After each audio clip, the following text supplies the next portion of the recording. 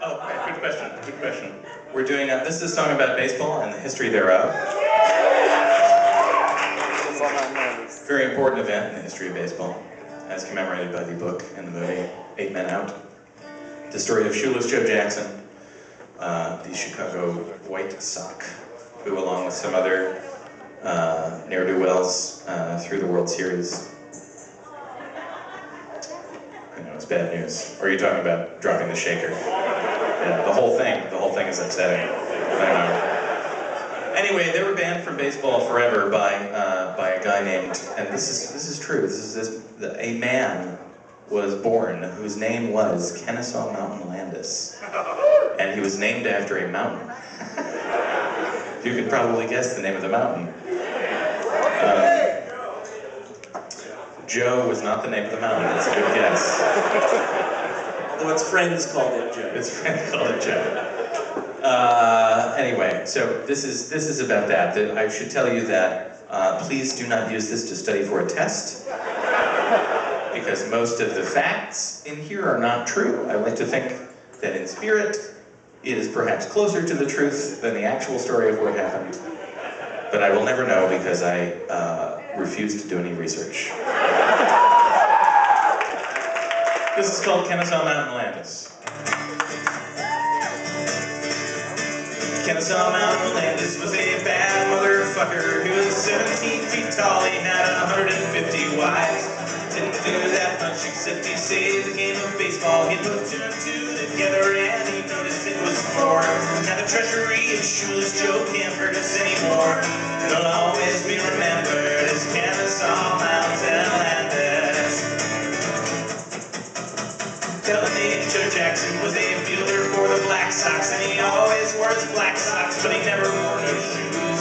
Worth the nicest fella, and he had a couple problems, cause he drank a lot, he beat his wife, and he always acted rude. Killed and ate some babies, and he popped an attitude. And the one man that he hated most was Kenesaw Mountain Landis. Mafia said, Shoeless Joe, you should really run this show. You should be the guy who owns baseball. And all you really gotta do is help us make a buck or two. Feel that on the other team, you lose the game, but make it seem like nothing could be further from the truth.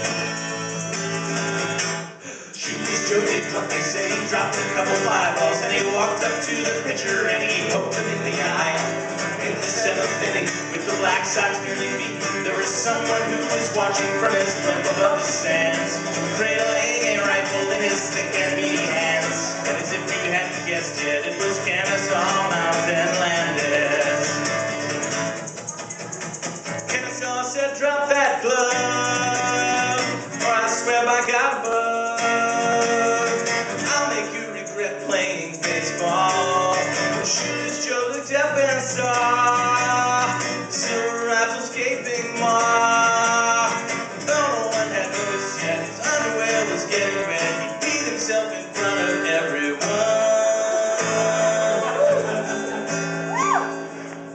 You can imagine how embarrassing that was for him.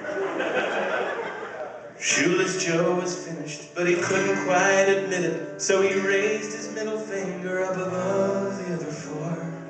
Kenesaw took careful aim and fired a single bullet, and he shot that dirty finger off, and he dropped his trusty gun. And everybody in the stands knew that he had won. And today they still refer to him as Kenesaw Mountain Landis. Shoeless Joe left baseball and became a famous pop star, and he asked the musical question, is she really going out with him? Had a couple albums and a comeback in the 80s, but he never won a Grammy and he never was the same. And he never could be satisfied with critical acclaim, because the critics all confused him with the great Elvis Costello. Yes, the critics all confused him with the great Elvis Costello.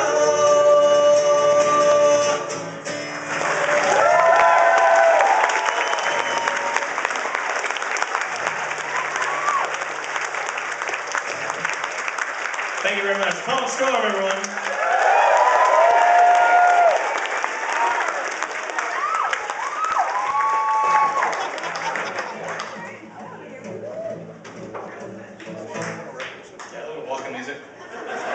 blues. You guys like the blues? I love the blues. Yeah! Just kidding. How awful would that be if I did that and launched into some like long blues song?